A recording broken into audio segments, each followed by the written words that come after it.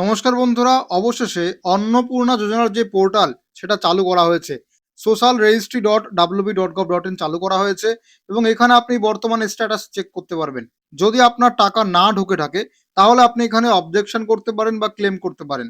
এই ভিডিওতে আমি সম্পূর্ণ প্রসেস দেখাচ্ছি কিভাবে আপনি ক্লেম করবেন, ক্লেম করার যে ফর্মটা সেটা কিভাবে সাবমিট করতে হবে এবং কি কি ডকুমেন্ট আপলোড করতে হবে। এছাড়া যদি কারোর নামে অবজেকশন করতে চান বা কমপ্লেন করতে চান সেটা কিভাবে করবেন সেটাও এই ভিডিওতে বলে দেবো। তাহলে ভিডিওটা সম্পূর্ণ দেখুন এবং যারা আমাদের চ্যানেল নতুন, চ্যানেলটিকে অবশ্যই সাবস্ক্রাইব করে রাখুন। প্রথমে দেখুন, স্ট্যাটাস চেক করার জন্য আসবেন socialregistry.wb.gov.in।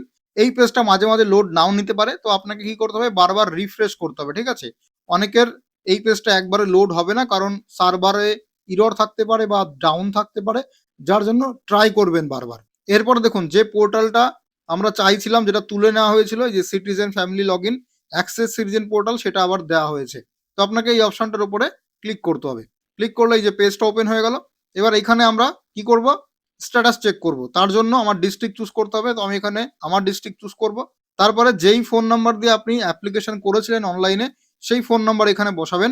তারপরে এই ক্যাপচা কোডটা দেখে দেখে এখানে বসাবেন। তারপরে রিকোয়েস্ট ওটিপি, এই অপশনে ক্লিক করবেন। তারপরে আপনার ফোনে ওটিপি আসবে, ওটিপিটা বসাবেন, তাহলে লগ ইন হয়ে যাবে।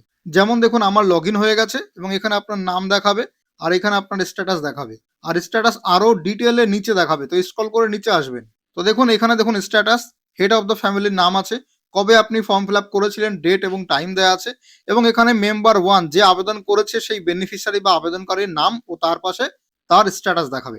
যেমন আমার প্রথম আবেদনকারী, তার কিন্তু ফর ফার্দার ভেরিফিকেশন আছে, অর্থাৎ তার ভেরিফিকেশন আরো প্রয়োজন, কারণ আমি ফর্ম ফিল আপ করার সময় গভর্নমেন্ট এমপ্লয় দিয়েছিলাম। তাহলে আবেদনকারী সরকারি চাকরি করলে টাকা পাবে না, আমরা জানি। তো এখানে স্ট্যাটাস আছে গভর্নমেন্ট এমপ্লয় আবেদনকারী। দ্বিতীয় আবেদনকারী যে, তারও সেম ফর ফার্দার ভেরিফিকেশন দেখাচ্ছে এবং তারও গভর্নমেন্ট এমপ্লয়ের জন্যই তার ভেরিফিকেশন প্রয়োজন। এবার আমি ভুল করে গভর্নমেন্ট এমপ্লয় দিয়ে ফেলেছি, যার জন্য আমার টাকাটা কিন্তু ঢোকেনি। এবার আপনার বিভিন্ন কারণে টাকা নাও ঢুকতে পারে। এবার যে কারণেই হোক, টাকা যদি না পান তাহলে আপনি টাকাটা ক্লেম করতে পারেন। তবে ক্লেম কারা করবেন, যাদের ভেরিফিকেশন হয়ে যাওয়ার পরে যাদের রিজেক্ট করেছে বা ফার্দার ভেরিফিকেশন রয়েছে, তারাই এখন ক্লেম করবেন। ঠিক আছে, কিন্তু যাদের দেখাচ্ছে আন্ডার প্রসেস, যাদের আন্ডার প্রসেস দেখাবে তাদেরকে কিছু করতে হবে না, কারণ তাদের ভেরিফিকেশন এখনো সরকার কমপ্লিট করেনি। এই আন্ডার প্রসেস যাদের, তাদের কিন্তু ক্লেম করার কোনো দরকার নেই বা এখন কোনো কিছু করার দরকার নেই। সরকার আগে ভেরিফিকেশন সফল করে রেজাল্ট দেবে। রেজাল্টে যদি অ্যাপ্রুভ করে তাহলে আপনি টাকা পাবেন, নিশ্চিন্ত থাকুন।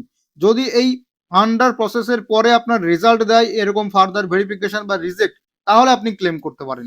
তাহলে সহজভাবে বলে দিলাম আপনাদেরকে, কখন আপনি ক্লেম করবেন, যখন আপনার ফার্দার ভেরিফিকেশন বা রিজেক্ট এরকম দেখাবে। অ্যাপ্রুভ দেখালে নিশ্চিন্ত থাকুন, টাকা ঢুকবে। আন্ডার প্রসেস দেখালে আপনি বসে থাকুন, আপনাকে সরকার ভেরিফিকেশন করছে। এবার চলুন আমরা ক্লেম বা অবজেকশন কিভাবে করবেন সেটা দেখে নিই। তো এইখানে হোম পেজে দেখবেন লেখা আছে অবজেকশন অ্যান্ড ক্লেম। ঠিক আছে, তো এই অপশনটাতে ক্লিক করতে হবে। তারপরে অবজেকশন করবেন নাকি ক্লেম করবেন। দেখুন, অবজেকশন কারা করবেন, যারা অন্যের বিরুদ্ধে কমপ্লেন করতে চান। অর্থাৎ আপনার এলাকায় এমন কোনো মহিলা যদি অযোগ্য হওয়া সত্ত্বেও তথ্য লুকিয়ে টাকা নেয়, তাহলে আপনি অবজেকশন করবেন তার বিরুদ্ধে। কিন্তু যদি আপনি টাকা না পেয়ে থাকেন, আপনার ভেরিফিকেশন ফেইলড হয়েছে, রিজেক্টেড হয়েছে এবং কোনো কারণে ভুল তথ্য দিয়েছিলেন, ইচ্ছাকৃত অনিচ্ছাকৃত, তখন গিয়ে আপনি ক্লেম করবেন। তাহলে নিজে টাকা না পেলে নিজে সরকারের কাছে আপনাকে ক্লেম করতে হবে, অন্যের বিরুদ্ধে কমপ্লেন করার জন্য অবজেকশন করতে হবে। তো আমরা কি করব, দুটোই দেখাচ্ছি, আমি আগে ক্লেমটা দেখাই। তার জন্য এই যে লেখা আছে ক্লেম বাই অ্যাপ্লিক্যান্ট, এই অপশনে ক্লিক করবেন, যে আবেদনকারী ক্লেম করছে। এরপরে আপনি আপনার ফর্মে কতগুলো ফ্যামিলি মেম্বারকে অ্যাড করেছিলেন তাদের নাম চলে এসছে এবং তার মধ্যে কারা কারা আবেদন করেছিল সেটাও দেখতে পারবেন। যাদের নামের পাশে এই টিক মার্ক রয়েছে অন্নপূর্ণা যোজনার ঘরে, তারা এখানে অ্যাপ্লাই করেছিল অন্নপূর্ণাতে। এবার তাহলে তার মধ্যে কার টাকা ঢোকেনি, প্রথম যে বেনিফিশিয়ারি তারও টাকা ঢোকেনি, তাহলে আপনি তার নামেও এখানে ক্লেম করতে পারেন, দ্বিতীয় যে আছে তার নামেও ক্লেম করতে পারেন। কিন্তু আপনি শুধুমাত্র একবারে একটাই করতে পারবেন, অর্থাৎ এখন একটা করবেন, আবার লগ ইন করে আবার আরেকজনেরটা করবেন। একবারে আপনি দুটোই করতে পারবেন না। দেখুন, প্রথমে আমি এনারটা সিলেক্ট করলাম, এবার একসঙ্গে দুটো সিলেক্ট হবে না, দেখতে পাচ্ছেন যে কোনো একটা সিলেক্ট হচ্ছে। তো আমি প্রথম জন, তার জন্য আমি ক্লেম করছি। ফিমেল, তার জন্ম তারিখ দেওয়া আছে এবং অন্নপূর্ণাতে অ্যাপ্লাই করেও টাকা পাইনি, তো তার নামের পাশে আমি সিলেক্ট করে নিলাম। এবার রিজন ফর ক্লেম, কি কারণে আপনি ক্লেমটা করছেন, ক্লেম করার রিজন বা কারণটা কি। দেখুন ভালো করে বুঝবেন, এখানে বলা আছে অ্যাপ্লিকেশন ডিটেল ইনকারেক্ট, অর্থাৎ আপনি ফর্ম ফিল আপ করার সময় কোনো ভুল তথ্য দিয়েছেন, বা সাইবার ক্যাফের থেকে অনেকে ফর্ম ফিল আপ করেছে, সেই সাইবার ক্যাফের মালিকেরাও ভুল তথ্য দিতে পারে ফর্ম ফিল আপ করার সময়। তাহলে এখানে বলতে হবে যে নিজের দ্বারা অনিচ্ছাকৃত বা ইচ্ছাকৃত ভুল তথ্য দিয়েছিলাম বা ইনকারেক্ট তথ্য দিয়েছিলাম, তাই আমি প্রথম অপশনে টিক করব। এইবার দ্বিতীয় অপশন কাদের, wrongly marked as ineligible application rejected. এইটা আপনি সমস্ত সঠিক তথ্য দিয়েছেন কিন্তু সরকার আপনাকে অযোগ্য ঘোষণা করেছে, তার জন্য আপনি সরকারকে বলছেন আরেকবার ভেরিফিকেশন করুন, তাহলে হবে দ্বিতীয়টা। তো ভালো করে দুটোর মানে বুঝবেন। প্রথমটা তখন সিলেক্ট করবেন যখন আপনার দ্বারা কোনো ভুল হবে, দ্বিতীয়টা তখন সিলেক্ট করবেন যখন সরকারের দ্বারা কোনো ভুল হবে, ঠিক আছে? তো আমি এখানে অ্যাপ্লিক্যান্ট ডিটেলস ইনকারেক্ট এখানে ক্লিক করছি, কারণ ধরুন আমি আধার কার্ডের নাম ভুল দিয়েছি, বা আমি আরবান এলাকায় মানে শহর এলাকায় থাকি, আমার ৩টের বেশি পাকা রুমের জন্য ফর্মটা বাতিল করেছে বা টাকা দেয়নি, তো সেটা আমি নো করব। তো সেগুলো আমি করলাম, তার জন্য ডিটেলস ইনকারেক্ট হবে। এইবার রিমার্কস, এই রিমার্কসে কিন্তু আপনাকে লিখতে হবে যে কোন কারণে আপনার ফর্মটা বাতিল হয়েছে এবং তার জন্য আপনি ভুল তথ্য দিয়েছিলেন। আমি মনে করুন দিয়েছিলাম আধার নাম্বার ভুল দিয়েছি, আধার নাম্বার ভুল দিয়েছিলাম, ঠিক আছে? তাহলে আপনি এখানে আবার লিখবেন যে কারেক্ট আধার নাম্বার কি, দিয়ে এবার আধার নাম্বারটা বসাবেন, ঠিক আছে? আধার নাম্বারটা বসিয়ে দিলেন, দেওয়ার পরে আপনি যদি চান যে না এইটাকে আমি পুরোটা আমি লিখতে চাই ইংলিশে, বাংলায় লিখবো না, বাংলা লিখলেও হবে, ইংলিশে লিখলেও হবে, কোনো ব্যাপার নাই। তো আপনি যদি ইংলিশে লিখতে চান এটাকে কপি করবেন, চ্যাট জিপিটিতে গিয়ে বলবেন এটাকে ইংলিশে লিখে দিন, তো চ্যাট জিপিটি ইংলিশে লিখে দেবে, সেটাই তুমি জাস্ট কপি পেস্ট করে দেবে, ঠিক আছে? আচ্ছা, এরপরে যদি আধার নাম্বারে তোমার কোনো ভুল হয় তাহলে তোমার তার ডকুমেন্ট আপলোড করতে হবে। তাহলে আধার কার্ডের যে ডকুমেন্ট সেটা আপলোড করো তুমি, 50 কেবি মিনিমাম সাইজ হবে, 200 কেবি ম্যাক্সিমাম সাইজ হবে। তাহলে ম্যাক্সিমাম 200 কেবির মধ্যে আপলোড করো, ছবি তুলে বা পিডিএফ ফাইলে। এবার মনে রাখবে যেটা আমরা ইএপিক ইউজ করি মানে আধারের ওয়েবসাইট থেকে ডাউনলোড করি, সেই ইএপিক এর পিডিএফ বা ছবি আপলোড করে দিলে হয়ে যাবে। যদি পিডিএফ আপলোড করো সেখানে পাসওয়ার্ড প্রোটেক্ট করা থাকে, তো পাসওয়ার্ড আগে রিমুভ করে নিয়ে আপলোড করবে। আর যে কোনো ডকুমেন্ট এখানে আপলোড করবে না কেন, সেই ডকুমেন্টের যে অ্যাড্রেসের লেখার যে টেক্সটটা, আধার নাম্বারটা, সেটা যেন ক্লিয়ার বোঝা যায়। তার কারণ ফোন থেকে ছবি তুলে আপলোড করতে যখন যাবে তখন ফোনের সেই ছবির যে সাইজ সেটা 2 এমবি 3 এমবি হতে পারে।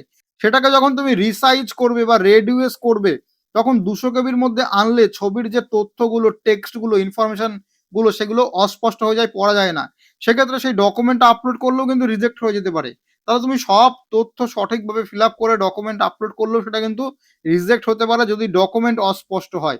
তো এক্ষেত্রে আমি বলবো ভালো করে 200 কপি করার পরে যেন ডকুমেন্টে সব লেখা বোঝা যায় সেরকম করে তবে এখানে আপলোড করবে, ঠিক আছে? এবার আপলোড করার পরে এখানে আছে সাবমিট ক্লেম, এই সাবমিট ক্লেমে ক্লিক করলে তোমার ক্লেমটা সাবমিট হয়ে যাবে। এইবার তুমি কি কারণে ফর্ম রিজেক্ট হলো সেটা তোমাকে ভালো করে ব্যাখ্যা কিন্তু এখানে করতে হবে রিমার্কসে। যদিও এটা স্টার মার্ক দেওয়া নেই, ঠিক আছে, মানে লাগবে না, তবুও তোমার এটা করা প্রয়োজন। তাহলে তুমি যদি 3টের বেশি পাকা রুম না থাকে সেটা দেবে, ইনকাম ট্যাক্সে ভুল করে নো করেছিলে সেটা লিখবে। তো যা যা আছে তুমি প্রথমে বাংলায় লেখো, তারপরে চ্যাট জিপিটিতে গিয়ে ফরম্যাট ওয়াইজ সাজিয়ে লিখে দাও, এবং তারপরে যদি ডকুমেন্ট তার রিলেটেড থাকে তাহলে সেটা আপলোড করে দাও। যেমন আমার ক্ষেত্রে গভর্নমেন্ট এমপ্লয়ি নয়, তবু আমি ভুল করে দিয়েছিলাম। এবার আমি যে গভর্নমেন্ট এমপ্লয়ি নয়, এবার যে সেলফ এমপ্লয়েড বা সে যে হাউস ওয়াইফ সেটা প্রমাণ করার জন্য কোনো ডকুমেন্ট হয় না। তাহলে আমি কোনো ডকুমেন্ট আপলোড করব না, জাস্ট রিমার্কস লিখে সাবমিট করে দেবো। তাহলে আমার এখানে ক্লেমটা সাবমিট হয়ে যাবে। ক্লেমটা সাবমিট হয়ে যাওয়ার পরে সেই ক্লেমের স্ট্যাটাস কি সেটা দেখার জন্য এই যে ট্র্যাক ক্লেমস এই অপশনে ক্লিক করতে হবে। তাহলে আগে করবে ক্লেম বাই অ্যাপ্লিক্যান্ট, তারপরে ট্র্যাক ক্লেমস। তো এর উপরে ক্লিক করবে, ক্লিক করলে তোমার স্ট্যাটাস দেখা যাবে। যেমন আমি তোমাকে লাইভ দেখাচ্ছি। তো এখানে দেখো আমি অলরেডি ক্লেম করেছি এবং আমার ডিটেলসটা ফেস করছে। এটা হচ্ছে অ্যাপ্লিকেশন নাম্বার এবং এখানে দেখাবে, দেখতে পাচ্ছ লাইভ তোমাদেরকে আমি দেখাচ্ছি যে এখানে দেখাচ্ছে পেন্ডিং এ আছে। তো আমি প্রথম জনেরটা করেছিলাম অ্যাপ্লিকেশন ডিটেল ইনকারেক্ট, তার জন্য এটাও স্ট্যাটাস পেন্ডিং, দ্বিতীয়টাও পেন্ডিং আছে। আর দ্বিতীয়টা আমি করেছিলাম যে সরকার ভুল করেছে, তো সেটাও এখানে আমি ক্লেম করেছি এবং তার স্ট্যাটাস রয়েছে পেন্ডিং। তাহলে এরপরে কি করবে, এরপরে সরকার তোমার যে তথ্যটা বা তোমার যে ফর্মটা সেটা আগে ভেরিফিকেশন করবে, আবার ভেরিফিকেশন করে তারা তুমি যে তথ্যটা কারেক্ট করেছো সেটা মিলিয়ে দেখবে, সব ঠিকঠাক থাকলে সাকসেস করবে এবং তুমি এলিজিবল হয়ে যাবে টাকা পাওয়ার জন্য, অ্যাপ্রুভাল পেয়ে যাবে। আর যদি এই রিভেরিফিকেশন ক্লেম করার পরে যে রিভেরিফিকেশন হবে সেখানে যদি আবার তুমি ফেইল্ড হও বা ভেরিফিকেশনে অসফল হও তাহলে তুমি টাকা পাচ্ছ না। এটাই কিন্তু শেষ সুযোগ, তো ভালো করে এটা মনোযোগ সহকারে করবে, এখনই সঙ্গে সঙ্গে করার দরকার নেই। আরো তুমি 10-15টা 20টা ভিডিও দেখো অন্যান্য ইউটিউব চ্যানেলের, তারপরে গিয়ে ফাইনালি সাবমিট করো। অথবা তুমি বিডিও বা পঞ্চায়েতে গিয়ে একবার খোঁজ নিয়ে তাদের কাছ থেকে সবকিছু জেনে নিয়ে তারপরে করো, কারণ এটাই কিন্তু শেষ সুযোগ। এরপরে আমি দেখাচ্ছি অবজেকশন করবে কিভাবে। অবজেকশন কখন করবে, যখন তোমার এলাকায় কেউ অযোগ্য কিন্তু সে টাকা পাচ্ছে, তার বিরুদ্ধে অবজেকশন করতে পারো। তাহলে আমি অবজেকশন এগেইনস্ট সামওয়ান, এটা কিন্তু সবার বেলায় কাজে লাগবে না। তার কারণ এখানে অবজেকশন করতে গেলে মেন যে জিনিসটা লাগছে সেটা হচ্ছে অ্যাপ্লিকেশন নাম্বার। তুমি যার বিরুদ্ধে অবজেকশন করছো, কমপ্লেন করছো, তার অ্যাপ্লিকেশন নাম্বার লাগবে। এবার সবার পক্ষে অ্যাপ্লিকেশন নাম্বার পাওয়া সম্ভব নয়। আমি যদি আমার পাশের বাড়ি বা তার পাশের বাড়ির লোকজনের বিরুদ্ধে কমপ্লেন করতে যাই, তাহলে আমি তার অ্যাপ্লিকেশন নাম্বার কোথায় পাবো? তার কাছ থেকে গিয়ে আমাকে মিথ্যে মিথ্যে বললে কালেক্ট করতে হবে। তো এটা সবার জন্য মানে অতটা ইউজ টু নয়, কারণ এই অ্যাপ্লিকেশন নাম্বার ছাড়া আমি কমপ্লেন করতে পারবো না। ঠিক আছে?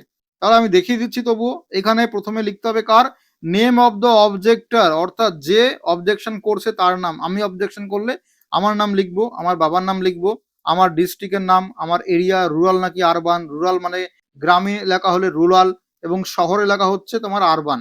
তারপর আমার ব্লক বা মিউনিসিপ্যালিটির নাম, তারপরে গ্রাম পঞ্চায়েত বা ওয়ার্ডের নাম চুজ করতে হবে। আচ্ছা, এটা করার পরে নিচে আসবে, এবার যার নামে তুমি অবজেকশন করছো এখানে, তার এখানে অ্যাপ্লিকেশন নাম্বার লিখতে হবে, তারপরে সার্চ করতে হবে। সার্চ করলে তার অ্যাপ্লিকেশন, তার ফ্যামিলি মেম্বারের তথ্য চলে আসবে। এবার ওই ফ্যামিলি মেম্বারের মধ্যে তুমি কার নামে অবজেকশন করছো তার সেটাকে তোমাকে সিলেক্ট করতে হবে। ঠিক আছে? সিলেক্ট করার পরে এবার অবজেকশন কেন করছো তার রিজন বলতে হবে, যে সে পশ্চিমবঙ্গের বাসিন্দা নয় তবুও টাকা পাচ্ছে, তাহলে এই অপশন। যদি সে 25 বা 60 বছরের মধ্যে নয় তাহলে এই অপশন। যদি সে কোনো পার্মানেন্ট গভর্নমেন্ট জব করে তাহলে এই অপশনটা। যদি সে ইনকাম ট্যাক্স পে করে তাহলে এই অপশনটা। তাহলে মূলত এই 4 টে কারণের জন্যই কিন্তু আবেদন বাতিল করা হচ্ছে। ঠিক আছে? তাহলে এর মধ্যে কোন অপশনটা হচ্ছে সেই অপশনটা তোমাকে চুজ করতে হবে।